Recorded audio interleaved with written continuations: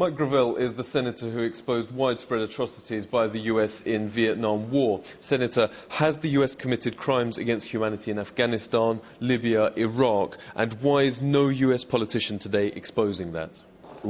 First of all, I'm extremely concerned, I'm extremely horrified, and I'm extremely embarrassed over my country. I like the United States, but by the same token, I think my country is an imperial country that is going downhill, and our leadership doesn't even acknowledge the problem.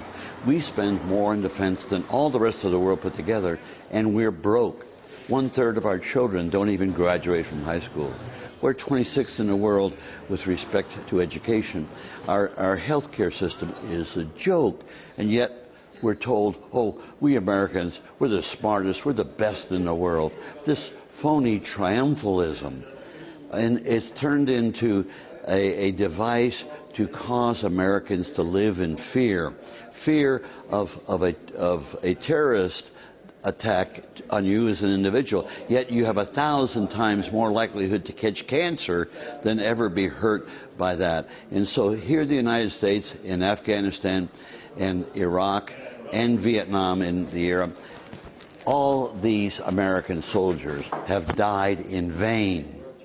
Died in vain. And this was a comment that I got from a general. He said, Mike, they died in vain. Look at Vietnam today, most favored trade nation status. It is still a communist country.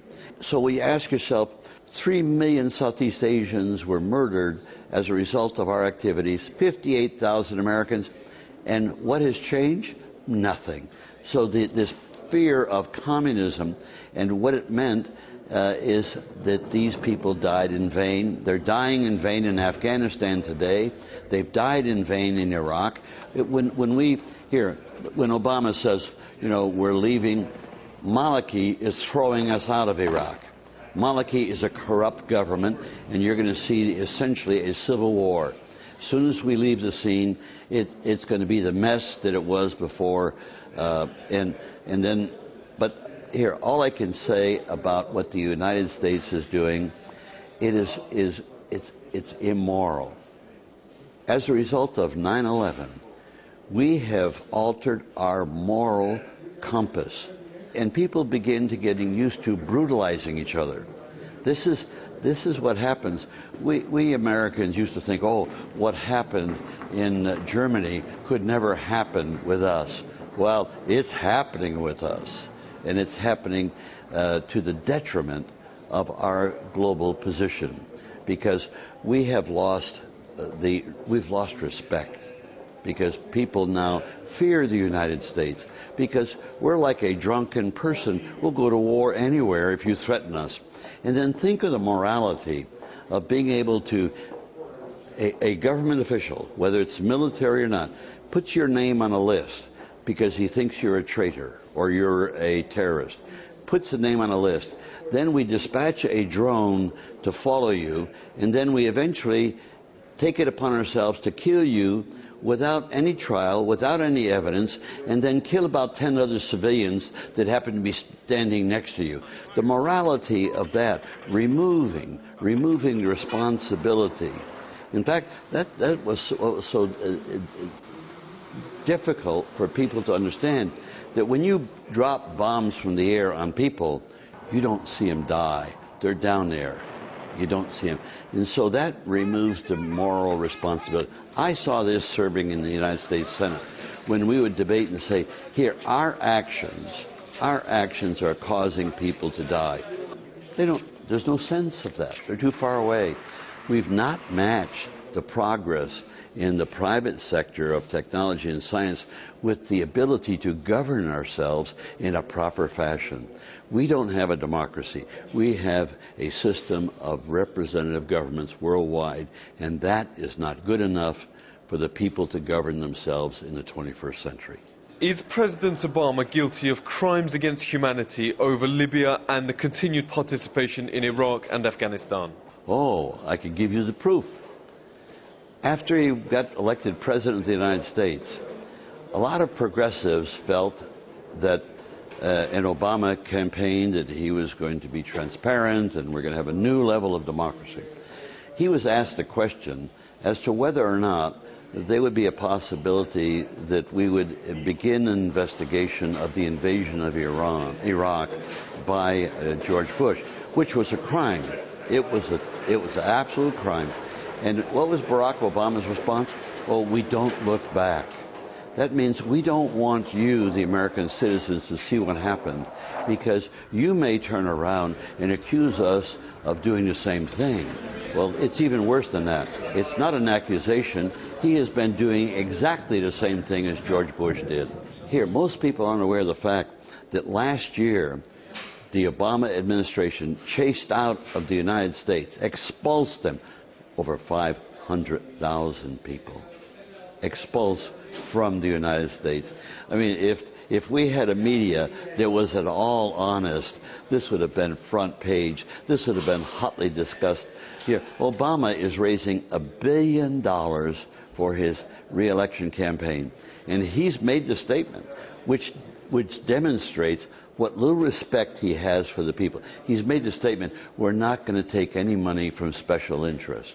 Well, I'll tell you, the $1 billion is coming from special interest. And so he can tell you, looking right at you. The West gearing up to attack Iran. How serious is that?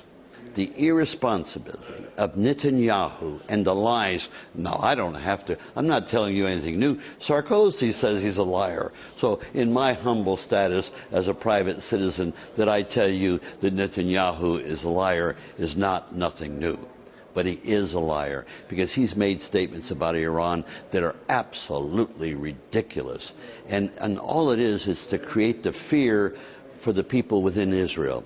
He is part of the George Bush syndrome, and that is create a bunker mentality and create fear, because with fear you can make people do almost anything in a representative society. And that's what they're doing in Israel. Israel has the finest group of peace advocates right within. Whenever I speak about Israel, I always quote Israeli citizens. I don't quote knowledge that I pick up anywhere else, because they are the best critics. Read Haaretz, and you'll see what they think of the government.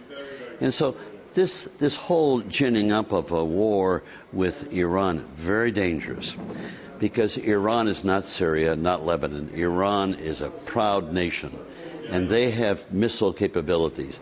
They won't have nuclear capabilities, but they have missile capabilities that they can rain down on Tel Aviv. Now, I can tell you, if they are attacked, they will attack back, and Israel is so vulnerable and so small that they will retaliate. They'll use nukes to retaliate, because they can't suffer to be destroyed. They'll use the end solution. So they nuke Iran. What do you think Pakistan's going to do with its nukes? What do you think China's going to do? What do you think the United States is going to do in retaliation? I mean, you could start a third world nuclear war by irresponsibly attacking Iran. The best way to solve the problem with Iran is leave them alone. They eventually built a democracy that we Americans destroyed with the British. Leave them alone, and the people will develop a democracy anew. Theocracy won't last. Theocracies are of the past. Just leave them alone. The same thing with North Korea.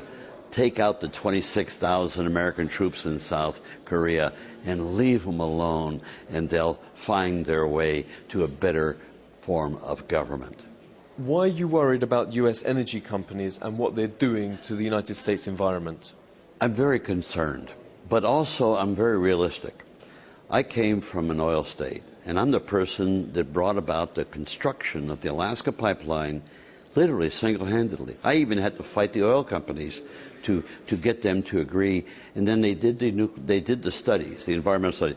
What we need to do is to require that a corporation comports to the environmental controls that the government puts in place. But the problem is the corporations own the government. So the controls are not very good. And that's the reason. But if you now give the people to make laws, they'll make laws that will regulate the corporations. The corporations need to be regulated. They are not democracies. The corporation is designed as an item of economic activity that is responsible to the shareholders. They're not responsible to the public. They're responsible to make a profit for the shareholders. And so if you have managers that have no moral conscience, in fact, corporations have no morality and no memory. They just are designed to make money. That should not be in command of society. And they are in command of society worldwide today.